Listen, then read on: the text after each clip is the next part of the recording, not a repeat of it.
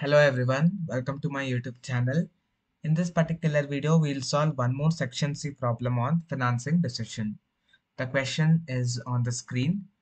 XYZ Limited has a total capitalization of 10 lakh consisting entirely of equity shares of rupees 50 each.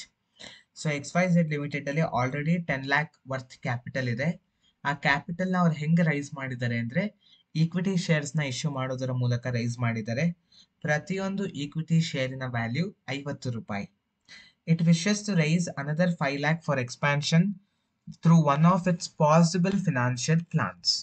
So ಇವಾಗ ಅವರು again additional 5 lakh raise ಮಾಡಬೇಕಂತೆ. So ಎರಡು plan ಅನ್ನು ಅವ್ರು ಇಟ್ಕೊಂಡಿದ್ದಾರೆ. ಆ ಎರಡು ಪ್ಲಾನ್ ಅಲ್ಲಿ ಬೆಸ್ಟ್ ಯಾವ್ದಿರುತ್ತೋ ಅದ್ರ ಮೂಲಕ ರೈಸ್ ಮಾಡ್ಬೇಕು ಅವರು. ಸೊ ಫಸ್ಟ್ ಪ್ಲಾನ್ ಏನಂತ ಹೇಳಿದರೆ, all equity shares of 50 rupees. 5 ಲಕ್ಷವನ್ನ ಕಂಪ್ಲೀಟ್ಲಿ ಈಕ್ವಿಟಿ ಶೇರ್ಸ್ ಇಂದ ರೈಸ್ ಮಾಡ್ತಾರಂತೆ ಫಸ್ಟ್ ಪ್ಲಾನ್ ಪ್ರಕಾರ. ಎರಡನೇ ಪ್ಲಾನ್ ಪ್ರಕಾರ ಡಿಬೆಂಚರ್ಸ್ ಅಷ್ಟನ್ನು ಡಿಬೆಂಚರ್ಸ್ ನ ಮೂಲಕ 9% ಇಂಟ್ರೆಸ್ಟ್ ಡಿಬೆಂಚರ್ಸ್ ಮೂಲಕ ರೈಸ್ ಮಾಡುವಂತಹ ಪ್ಲಾನ್ ಇಟ್ಕೊಂಡಿದ್ದಾರೆ. Assume EBIT of 1,40,000. EBIT ಕೊಟ್ಟಿದ್ದಾರೆ 1,40,000. Income tax rate is 50%. 50% income tax. Calculate financial leverage and EPS for these financial plans and comment. So EPS ಮತ್ತೆ ಫಿನಾನ್ಷಿಯಲ್ ಲಿವರೇಜ್ ಇದೆರಡನ್ನು ಕೂಡ calculate ಮಾಡಿಕೊಂಡು ನಾವು ಕಮೆಂಟ್ ಮಾಡಬೇಕಾಗತ್ತೆ. So let us solve the problem. So first 3 columns is required. Particulars, plan A and plan B. First ಯಾವಾಗಲೂ operating profit ತಗೊಳ್ಳಿ. Plan A ಪ್ರಕಾರ all equity ಅಷ್ಟನ್ನು equity shares ಮೂಲಕ ರೈಸ್ ಮಾಡ್ತಾ ಇದ್ದಾರೆ. EBIT is 1,40,000 in question they have given. Less interest. All equity shares ನ rice ಮಾಡ್ತಿರೋದ್ರಿಂದ there will be no interest. Interest will be 0. So therefore earnings before tax will be same 1,40,000. Next, less tax. Tax we have to reduce at 50%.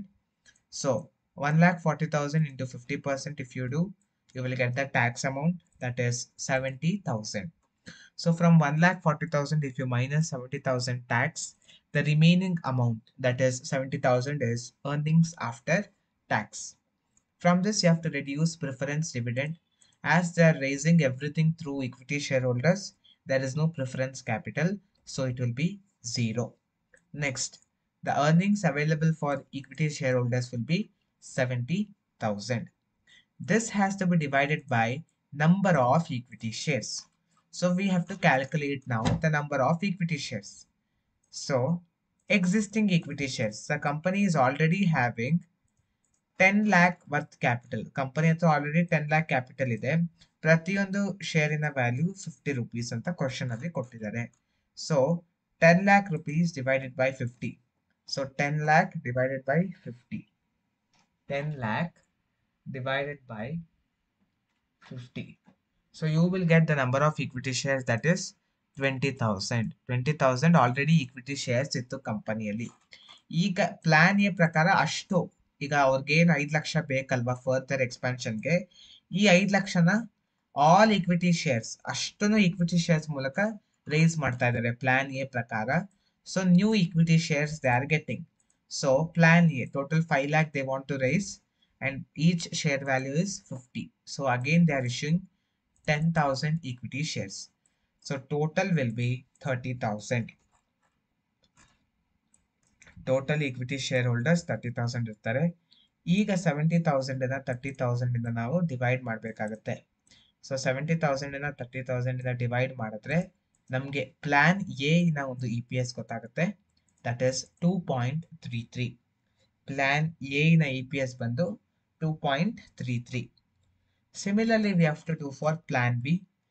Plan B ಅಲ್ಲಿ ಎಲ್ಲ death ಮೂಲಕ rice ಮಾಡ್ತಾ ಇದ್ದಾರೆ, ಯಾವುದೇ ರೀತಿಯ equity shares issue ಮಾಡ್ತಾ ಇಲ್ಲ once again. So EBIT will be same 1,40,000. ಇಲ್ಲಿ ಡಿಬೆಂಚರ್ಸ್ ಇಶ್ಯೂ ಮಾಡ್ತಾ ಇರೋದ್ರಿಂದ ಇಂಟ್ರೆಸ್ಟ್ ಬರುತ್ತೆ. ಇಲ್ಲಿ ಕ್ವಶನ್ ಅಲ್ಲಿ ಕೊಟ್ಟಿದ್ದಾರೆ ಡಿಬೆಂಚರ್ಸ್ ಕ್ಯಾರಿಂಗ್ 9% ಇಂಟ್ರೆಸ್ಟ್ ಅಂತ. ಸೊ 5 lakh ಏನ್ ರೈಸ್ ಮಾಡ್ತಾ ಇದ್ದಾರೋ 5 lakh debentures into 9% will be 45,000. 45,000. 1,40,000 ಇಂದ 45,000 ಮೈನಸ್ ಮಾಡಿದ್ರೆ 95,000 ಬರುತ್ತೆ. ಇದ್ರ ಮೇಲೆ ಟ್ಯಾಕ್ಸ್ ರೆಡ್ಯೂಸ್ ಮಾಡಬೇಕು. 50% ಇಸ್ ದ ಟ್ಯಾಕ್ಸ್ ರೇಟ್.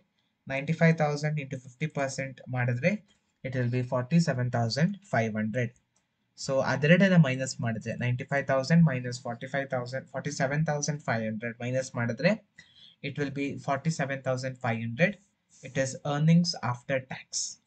ಅದರಿಂದ ಪ್ರಿಫರೆನ್ಸ್ ಡಿವಿಡೆಂಡ್ ಅನ್ನ ಮೈನಸ್ ಮಾಡಬೇಕು. there is no any preference dividend given. So ಅದೆರಡು ಮೈನಸ್ ಮಾಡಿದ್ರೆ remaining amount that is 47,500. it is earnings available for equity shareholders. So ಈಗ ಅಗೇನ್ ಈಕ್ವಿಟಿ ಶೇರ್ಸ್ ಎಷ್ಟಂತ calculate ಮಾಡಬೇಕು. ಹಳೇದಾಗಿ 20,000 equity shares ಇದೆ. ಹೊಸದಾಗಿ ಪ್ಲಾನ್ ಬಿ ಪ್ರಕಾರ ಆಲ್ ಡಿಬೆಂಚರ್ಸ್ ಆಲ್ ಡೆತ್ ಮೂಲಕನೇ ರೈಸ್ ಮಾಡ್ತಿರೋದ್ರಿಂದ ಯಾವುದೇ ರೀತಿಯ ಈಕ್ವಿಟಿ ಶೇರ್ಸ್ ಮತ್ತೆ ಅವ್ರು ಇಶ್ಯೂ ಮಾಡ್ತಾ ಇಲ್ಲ. ಹಾಗಾಗಿ ಅದು ನಿಲ್ ಆಗಿರುತ್ತೆ. ಇಟ್ ವಿಲ್ ಬಿ ನಿಲ್. ಯಾವುದೇ ರೀತಿಯ ಹೊಸದಾಗಿ ಶೇರ್ಸ್ ಅವ್ರು ಇಶ್ಯೂ ಮಾಡ್ತಾ ಇಲ್ಲ. So the equity shares will be 20,000 only. So ಈಗ 47,500 ನ 20,000 ಇಂದ ಡಿವೈಡ್ ಮಾಡಿದ್ರೆ ನಮಗೆ ಇ ಪಿ ಎಸ್ ಸಿಗುತ್ತೆ. ಇ ಪಿ ಎಸ್ ಬಂದು 2.38 ರುಪೀಸ್. ಈಗ ನಾವು ಕಮೆಂಟ್ ಮಾಡಬೇಕು ಕಂಪನಿಗೆ ಯಾವುದು ಬೆಸ್ಟ್ ಪ್ಲಾನ್ ಅಂತ ಹೇಳಿ. So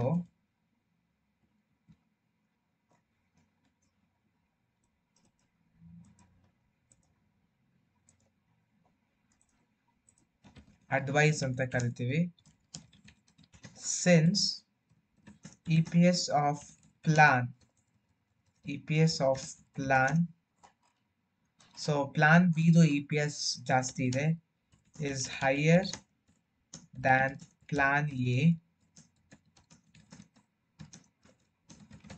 Plan B is advisable. So advise ಮಾಡಿದೀವಿ. ನೆಕ್ಸ್ಟ್ ಕ್ವಶನ್ ಅಲ್ಲಿ ಫಿನಾನ್ಷಿಯಲ್ ಲಿವರೇಜ್ ನ ಕ್ಯಾಲ್ಕುಲೇಟ್ ಮಾಡಕ್ ಹೇಳಿದ್ದಾರೆ. So the formula to calculate financial leverage is EBIT by EBT. So first plan ಎದು ಮಾಡ್ಕೊಳ್ಳೋಣ. ಪ್ಲಾನ್ ಎ EBIT 1,40,000 ಇದೆ, EBT ಕೂಡ 1,40,000 ಇದೆ. ಸೊ ಅದೆರಡನ್ನ ಕ್ಯಾಲ್ಕುಲೇಟ್ ಮಾಡಿದ್ರೆ 1,40,000 divided by 1,40,000, the financial leverage will be 1 times. Next plan B ಮಾಡಬೇಕಾಗತ್ತೆ. Plan B EBIT is 1,40,000, EBT is 95,000. ಅದೆರಡನ್ನ divide ಮಾಡಬೇಕಾಗತ್ತೆ. So 1,40,000 divided by 95,000 will give us the financial leverage. It is 1.47 times. Financial leverage is 1.47 times. So this is what they have asked in the question. Hope you have understood how to solve this question very well. If you have any doubts, please put all your doubts and queries in the comment box so that I'll respond to your doubts and queries as soon as possible. Thank you for watching the video. I'll come back with the next video.